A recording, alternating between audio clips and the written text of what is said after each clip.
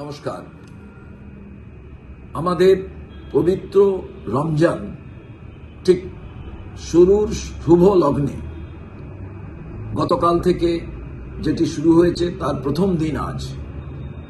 আমি সমস্ত ইসলাম ধর্মে যারা বিশ্বাসী, যারা মুসলমান ভাই বোন, যারা আজ থেকে এই পবিত্র রমজানের সমস্ত আচার আচরণ মেনে তাদের নিয়মের মধ্যে থেকে তারা এই পবিত্র রমজান পালন করবেন, সবাইকে রাজ্য কংগ্রেসের পক্ষ থেকে, প্রদেশ কংগ্রেসের পক্ষ থেকে আন্তরিক অভিনন্দন জানাই।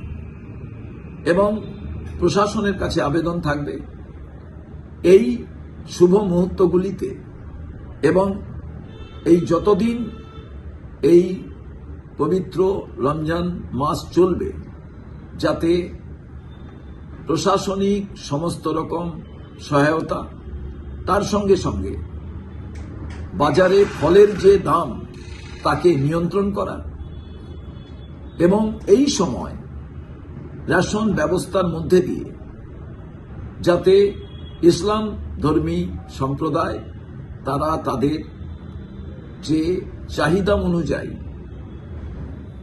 খাবার পান তার ব্যবস্থা করা, এটাই রাজ্য কংগ্রেসের পক্ষ থেকে আমাদের আবেদন।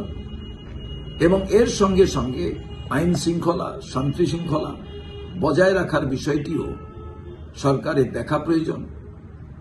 কারণ সারাদিন একেবারে রোজা রাখার পর, অর্থাৎ উপোস থাকার পর, যাতে আমাদের জনজীবন পশ্চিমবাংলার প্রত্যেকটি জায়গায় যেখানে এই সম্প্রদায়ের মানুষ তারা তাদের আচার আচরণ মেনে নিয়মগুলোকে পালন করবেন, সেখানে কোনো রকম অশান্তির পরিবেশ তৈরি না হয়।